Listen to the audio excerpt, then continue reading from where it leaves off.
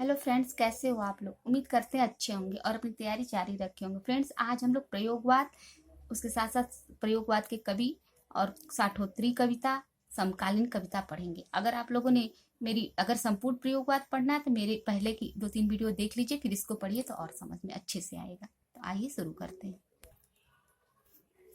कुंवर नारायण। आइए कुंवर नारायण का थोड़ा सा जीवन परिचय समझते हैं। कुंवर नारायण का जन्म 19 सितंबर 1987 को हुआ। नई कविता आंदोलन के सशक्त हस्ताक्षर कुंवर नारायण अज्ञेय द्वारा संपादित तीसरे शतक के प्रमुख कवियों में रहे हैं। कुंवर नारायण को अपनी रचनाशीलता में इतिहास और मिथक के जरिए वर्तमान को देखने के लिए जाना जाता है। कुंवर नारायण का रचना संसार इतना व्यापक एवं जटिल है कि उसको कोई एक नाम देना संभव नहीं है। यद्यपि कुंवर नारायण की मूल विधा कविता रही है, पर इसके अलावा इन्होंने कहानी, लेख व समीक्षा के साथ साथ सिनेमा, रंगमंच एवं अन्य कलाओं पर भी बखूबी लेखनी चलाई है। इसके चलते जहां उनके लेखन में सहज संप्रेषण आई, वहीं वे प्रयोगधर्मी भी बने रहे। उनकी कविताओं, कहानियों का कई भारतीय तथा विदेशी भाषाओं में अनुवाद भी हो चुका है। कुंवर नारायण मानव मूल्यों की तलाश में रत रहने वाले नए कवि हैं। आइए इनके कुछ काव्य कृतियों को देखते हैं। आत्मजयी, चक्रव्यूह, परिवेश, हम तुम, आमने सामने, कोई दूसरा नहीं, वाजश्रवा के बहाने, इन दिनों। कुंवर नारायण को 2005 में ज्ञानपीठ पुरस्कार प्राप्त हुआ था। कोई दूसरा नहीं, कोई दूसरा नहीं पर उनको हिंदी साहित्य अकादमी पुरस्कार प्राप्त हुआ था। आत्मजयी, आत्मजयी पर उनको व्यास सम्मान प्राप्त हुआ था। आत्मजयी नामक कृति उनकी कठोपनिषद के नाचिकेता प्रसंग पर आधारित प्रबंध काव्य है। आत्मजयी मूलतः आधुनिक चेतना का काव्य है। इसके खंड आधुनिक चिंतन के भिन्न भिन्न आयाम हैं। आत्मजयी के बिंब मूलतः बौद्धिक हैं। आत्मजयी के पात्र प्रतिकार व्यक्त करते हैं। वाजश्रवा पुराने मूल्यों की वाहक पीढ़ी का प्रतीक है, जबकि नचिकेता प्रबुद्ध नई चेतना का प्रतीक है। आत्मजयी में चिंतन प्रमुख है। साठोत्तरी कविता। सन 1960 ईस्वी के बाद लघु पत्रिकाओं की बाढ़ आ गई तथा प्रत्येक लघु पत्रिकाओं की छत्र छाया में कोई न कोई नए वाद अथवा काव्य आंदोलन पनपने लगे, जो आंदोलन अपेक्षाकृत अधिक स्थिर एवं सुदृढ़ हो पाए। इसमें से कुछ है, जैसे निषेध मूलक, संघर्ष मूलक, आस्था मूलक। निषेध मूलक वर्ग में उन काव्य आंदोलनों को समाहित किया जाता है जिन्होंने परंपरागत सामाजिक, नैतिक और सांस्कृतिक मूल्यों का निषेध करते हुए घोर व्यक्तिवाद, यौनवाद एवं नग्न भोगवाद को प्रश्रय दिया। संघर्ष मूलक वर्ग के आंदोलन में सामाजिक, आर्थिक एवं राजनीतिक परिस्थितियों के प्रति असंतोष तथा आक्रोश व्यक्त करते हुए उनके विरोध में संघर्ष का आह्वान किया गया। आस्था मूलक वर्ग के आंदोलन में परंपरागत मूल्य को स्वीकारते हुए उनकी पुनः प्रतिष्ठा पर जोर दिया गया। साठोत्तरी कविता। यहाँ से क्या क्या प्रश्न बन सकते हैं, इसको देख लेते हैं। 7वें दशक के आरंभ में 7 कवियों का एक काव्य संग्रह इलाहाबाद, कहाँ से? इलाहाबाद से विद्रोही पीढ़ी नाम से प्रकाशित हुआ। सन 1963 ईस्वी में जगदीश चतुर्वेदी के संपादन में 14 कवियों का काव्य संग्रह प्रारंभ शीर्षक से प्रकाशित हुआ, जिसमें अभिनव काव्य की स्थापना का दावा किया गया।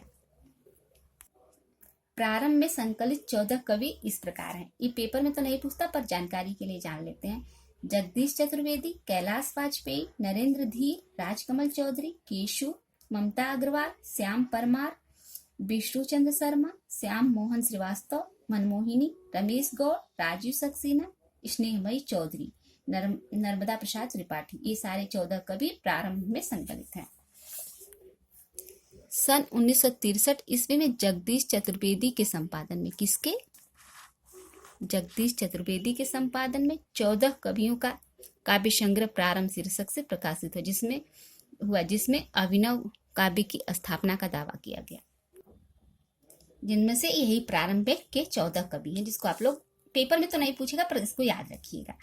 जगदीश चतुर्वेदी ने सन 1964 ईस्वी में डॉक्टर इंद्रनाथ मदान एवं रमेश कुंतल मेघ द्वारा संपादित अभिव्यक्ति में अभिनव काव्य को एक नया नाम एंट्री पोएट्री या कविता दिया।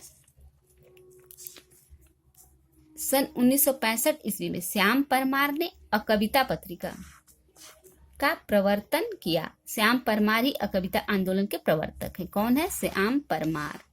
और किस कविता के? कविता आंदोलन के प्रवर्तक है। इसको आप लोग याद रखिएगा।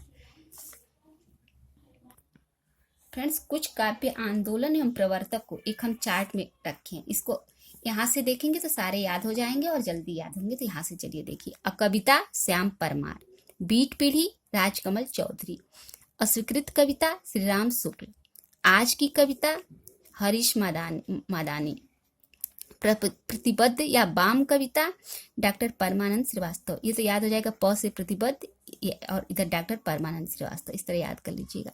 सहज कविता डॉक्टर रविंद्र भ्रमर, ताजी कविता लक्ष्मीकांत वर्मा, समकालीन कविता डॉक्टर विशंबरनाथ उपाध्याय, कैप्सूल या सूत्र कविता डॉक्टर ओंकारनाथ त्रिपाठी। फ्रेंड्स, ये काव्य आंदोलन एवं प्रवर्तक, इसको आप लोग अच्छे से याद कर लीजिएगा। यहाँ से प्रश्न बहुत बनते हैं। आप लोग पुराना पेपर हल करेंगे तो आप उसमें देखिएगा। समकालीन कविता, आइए थोड़ा सा समकालीन कविता को भी समझते हैं। समकालीन कविता का प्रवर्तन डॉक्टर विशंबरनाथ उपाध्याय ने 1976 ईस्वी में अपनी पुस्तक समकालीन कविता की भूमिका में किया। क्या नाम है पुस्तक का? समकालीन कविता की भूमिका में।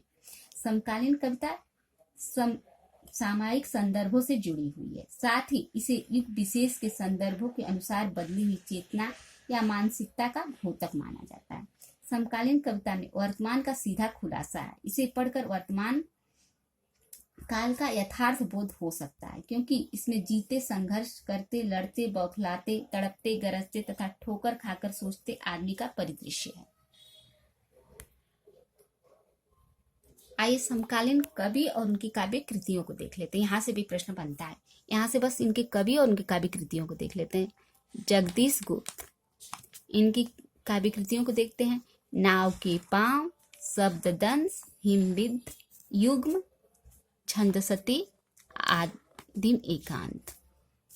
दुष्यंत कुमार, सूर्य का स्वागत, आवाजों के घेरे, जलते हुए वन का बसंत, साये में धूप। साये में धूप इनकी बहुत प्रसिद्ध है, ये बहुत बार पेपर में पूछा गया, इसको अच्छे से याद करिएगा। श्रीकांत वर्मा, दिनारंभ, माया दर्पण, जलसा घर, मगध। राजकमल चौधरी, कंकावती, मुक्ति प्रसंग, स्वरगंधा। सुदामा पांडे धूमिल, आइए इनकी काव्य कृतियों को भी देख लेते हैं। ये भी पेपर की दृष्टि से बहुत महत्वपूर्ण है। संसद से सड़क तक, कल सुनना मुझे, सुदामा पांडे का प्रजातंत्र। फ्रेंड्स, कोई भी टॉपिक पढ़ा करिए, उससे ऑब्जेक्टिव जरूर बनाया करिए। अब प्रयोगवाद खत्म हो चुका है, मैं भी इससे ऑब्जेक्टिव लाने का कोशिश करूंगी, पर आप लोग स्वयं से भी ऑब्जेक्टिव बनाइए। ऑब्जेक्टिव से पढ़ा हुआ ज्ञान अधिक दिन तक अस्थायी रहता है और पेपर में करने में भी आराम रहता है।